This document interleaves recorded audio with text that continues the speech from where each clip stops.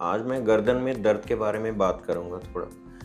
गर्दन में दर्द क्यों होती है? ये मोस्टली जो होता है ये पोस्चर रिलेटेड होता है। जब आप अच्छी तरह बैठते नहीं हैं, अपनी गर्दन को सीधा नहीं रखते, गर्दन को झुका के ज़्यादा रखते हैं, या गर्दन में आप कोई बहुत भारी-भारी सामान लेके घूमते हो, तो ये उनकी वजह से हो सकती है। या कोई आपको चोट लगी हो, उसकी वजह से भी हो सकती है। तो मेन क्या होता है कि इसमें जो हमारी डिस्क होती है, दो दो वर्टिब्रा जो होती है, रीढ़ की हड्डी के बीच में डिस्क होती है।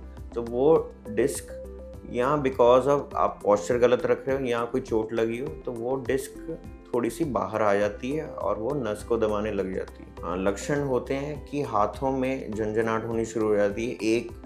एक हाथ में सबसे ज़्यादा होती है पहले-पहले, तो फिर कभी-कभी दूसरे हाथ में भी चली जाती है।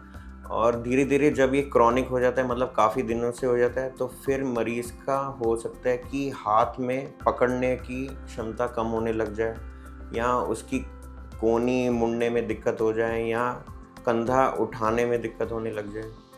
फिर धीरे-धीरे क्या होता है कि मरीज़ को सारा जकड़न सा रहता है पूरे शरीर में, पैरों में भी जकड़न रहता है, तो वो जब चलता है तो बहुत टाइटनेस से चलता है, उसके पैर बिल्कुल जकड़े से रहते हैं। पैरों में भी फिर पावर जो होती है कम हो जाती है, आपको चलने में दिक्कत आनी शुरू हो जाती है। तो ये सारे लक्षण शुरू हो जाते हैं। तो मरीज़ कभी-कभी इतनी दर्द लेके आता है, या वो पूरा हाथ बिल्कुल पकड़ नहीं पा रहा, तो उस वक़्त तो हमें इमीडिएटली एमआरआई करा के हमें ऑपरेशन के लिए सुझाव देना पड़ता है।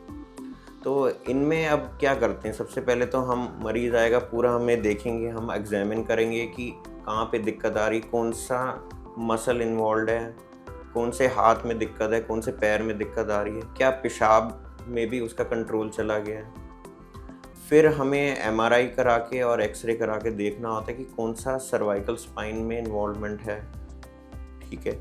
फिर उसके बाद हमें डिसाइड करना होता है कि क्या हमें आगे से ऑपरेशन करना है, एंटीरियरली या पीछे से पोस्टीरियरली।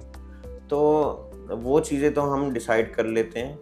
एंटीरियरली में क्या होता है कि पूरा हम डिस्क पूरी निकाल देते हैं और डिस्क की जगह हम एक इम्प्लांट रख देते हैं, ताकि वो बिल्कुल फ्यूज़ हो जाए, बोनी पूरी हड्डी बिल्कुल फ्यूज़ हो जाए।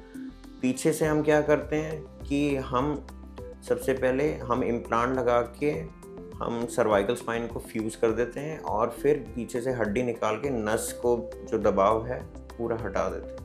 तो मरीज़ को एकदम आराम आता है। मरीज़ की उसके बाद फिज़ियोथेरेपी भी चलती है हाथ और पैरों की, तो इमीडिएट रिलीफ़ है इसमें। तो ज़रूर दिखाना चाहिए इसके लिए न्यूरोसर्जन को जब भी गर्दन में दर्द हो।